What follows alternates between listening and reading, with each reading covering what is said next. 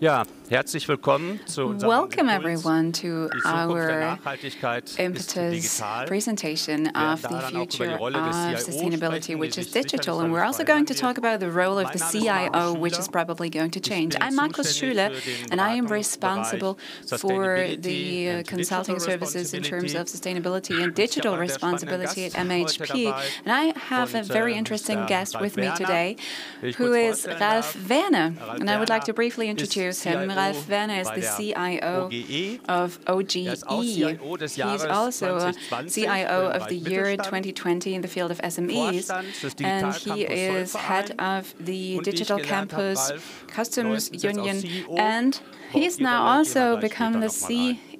CEO, and we're going to talk about Nachhaltigkeit, that later. Digitalisierung ist unser So Thema sustainability heute. and Mach gleich nochmal den digitalization is Aufschlag what mit we're der talking about today. Nachhaltigkeit. Let's start with Ist sustainability. omnipräsent eigentlich It's momentan, omnipresent aber ich schaue noch mal ein currently, Jahr zurück. but Davor let's look 2020 war so der back a couple of Aufschlag. years. Dann kam Covid. You know, Ich muss sagen, 2020 ich war was mir the nicht sicher, start, wie das then we dann had the tatsächlich COVID crisis, weitergeht. and I didn't even know how Nennen it wir es mal would den Tipping continue Point. Ich after glaube, der that. ist tatsächlich Let's call halt it a tipping überschritten point. I und think we das have ist nicht crossed wieder this umkehrbar. tipping point, Das so we Thema cannot S-Gesetz reverse bei it den anymore. Vorständen, man sieht es halt auch daran, dass viele And you can also Vorstandsgehälter see bzw. that many Bonuszahlungen board daran gekoppelt sind. salaries and bonus Man payments are sieht also es auch coupled to some an der regulations. Erwartungshaltung der In this Gesellschaft. regard, you can also License to see it operate in ist the da ein Stichwort. expectations of Also es ist tatsächlich society. halt die Erwartungshaltung So so hoch people ist, dass es eine have such Existenzfrage high ist. Nicht zuletzt die expectations Mitarbeiter, that it's also a die das von question den of Arbeitgebern sheer aktiv existence, einfordern. and also the Und natürlich eine employees ganz are starke having Rolle ist auch their der have their Kapitalmarkt. requirements, and of course the capital Stichwort market also plays a ESGs, role here. Environment, Social Governance. Environment, social KPIs, governance die is a vor kurzem noch buzzword. auf den KPIs Vorstandssitzungen sicherlich that unter Sonstiges waren. were Und heute or they gegebenenfalls used to an be erster Stelle waren. BlackRock hat auch vom Paradigmenwechsel a gesprochen. subordinate item in the Also past, but are a Nachhaltigkeit bewegt priority uns alle today. So immer sustainability is Unternehmen. important for all of us. It's becoming Mobilität increasingly natürlich important für for uns companies. auch. Mobility, E-Mobilität etc. e-mobility is also Also very die important for Überleitung me in war es us, halt, in die our hat auch consulting im übertragenen operations. Sinn mit Autobahnen zu tun. You also have something to do with highways, metaphorically sagen speaking. Maybe you und can wie tell us more wichtig about this in a minute, Nachhaltigkeit für euch and ist. how important sustainability is for you. Yes, Marcus, of course I'll do that. Thank you very much for having me. Welcome to Ludwigsburg. I'm in Essen, the energy capital of Germany. A lot of energy utility companies are headquartered in Essen, also OGE, Open Grid Europe. So we actually are the successors of Ruhrgas company, and we have 4 financial investors now. Marcus mentioned highway. Well, yes, mobility is a very important sector for us because we are, if you will, the highway of the utility and gas industry, because we have thousands of kilometers of high-pressure pipelines with about 100 bars pressure, and we cover 75% of molecular energy consumption in Germany. So it's not the electrons, but the molecules are transported through our pipelines, just to give you an idea of the dimensions. And as I've mentioned, we have financial investors that we acquired, and especially for financial investors, rating is very important. In the past, it was especially financial ratings, and today the rating for sustainability scores is also very important as a factor. And as Marcus has just mentioned, it's also included in the target agreements of our management. However, it's not just the financial investors and shareholders, but it's also for us. We have a Vision 2030 Plus that we defined to make sure that we want to be the infrastructure service provider for green gases. And green gases with our company means, for example, or mostly hydrogen. So we want to be the driver in the decarbonized world. We want to achieve the transition from natural gas to hydrogen in the next decades. We want to actively push this transition and thus make a contribution to sustainability. However, Also in the here and now, it's very important to us that we act in a sustainable manner, especially in our operations. I mentioned we have 12,000 kilometers of pipelines that we need to maintain. And in recent years, we have also made a significant contribution here to reduce CO2 emissions. For example, we achieved a double-digit figure in reductions. And also, last but not least, digitization led to a boost in terms of sustainability because we have higher automation levels, and this helped us to save some resources. And also during the COVID-19 pandemic, traveling, for example, was cut down, so we worked remotely, and this, of course, also saves resources. Later, I will mention some of the examples, but to give you an answer to your question,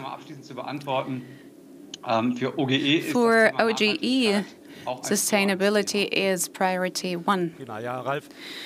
Thank you, Ralf. So the second buzzword is digitization. I believe it's more than a hypothesis to say that digitization will be the success factor to be able to achieve something in terms of sustainability too.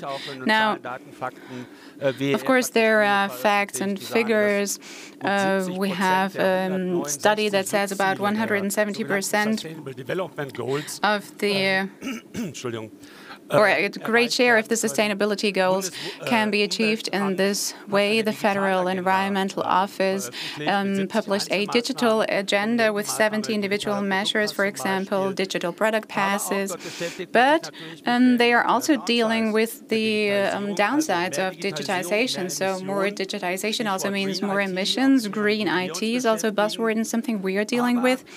However, there are also, many things that are promising. And we know that from our own projects. Blockchain, for example, is something that will affect many people when we're talking about emissions, Scope 1, Scope 2. So within the company limits, Scope 3 calculations, it cannot be solved without digital tools in the circular economy and so on. And we also think that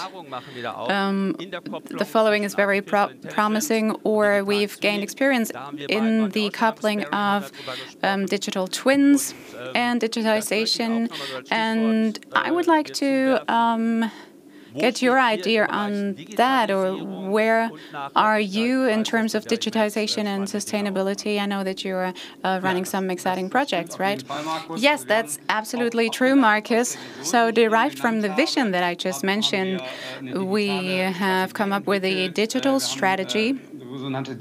So we have a digitization map that we created. So for all of our value-adding areas, we have digitization use cases, and that were also reduced into MVPs. So in the administration and office environment, for example, automation is important here, efficiency-driven, but also sustainability-driven. However, also mainly in technology, I said that we have 12,000 kilometers of pipelines, so 2/3 of our employees are blue-collar workers or engineers who are working with the asset as such. And this is why we also have focused on sustainability and digitization in this field. And in future, our hydrogen roadmap, of course, also means that new infrastructure will be derived from existing infrastructure, or completely new infrastructure will be built for hydrogen. So at various levels, we have digitization cases, and I'm mentioning them in a minute. However, I would also like to highlight that within this digitization initiative, we also initiated a mindset change, because we have this cultural initiative to come up with a digital mindset. What does that mean? Well, transformation and change needs to be driven proactively and also needs to be encouraged. And entrepreneurial acting is not always easy for an energy utility. It's a big change for us. But besides that, also agriculture is very important, because we have critical infrastructure and safety is very important, and security. But when we're moving towards digitization, then agriculture is very important, so we need to learn from our mistakes. Ralf, ich weiß, ihr habt zum Beispiel auch Ralph, I know that you also have exciting projects with drones, right? Digitalisierung zum Einsatz bringt. Where you use digitization. Could you tell us something about that? Yes, sure. So let's start one step ahead. We So in the field of operations and technology, and Marcus just mentioned this, together with MHP, we've already had interesting workshops on artificial intelligence and digital twin. And this was also defined in our targets. So what does digital twin mean? So first of all, it's the asset as such. So for example, a compaction station that consists of gas turbines, it's digitized to be used for simulations. But we also think bigger. So we want to have an entire grid as a digital twin. It's not trivial in data terms. However, it helps us to simulate and forecast, to become more predictive, and in this way also be more resource efficient in the use of our capacities and resources. The CEO once said, intelligence instead of steel. So before we install a pipeline, we should rather think how we can use algorithms and analytics to avoid these installations in the first place. And this is something that we can do with the latest digital technology. For example, using AI. We also recently launched a product, Typo it's called. It's a pipeline monitoring tool where you can detect, with the help of artificial intelligence, whether an excavator damages the pipelines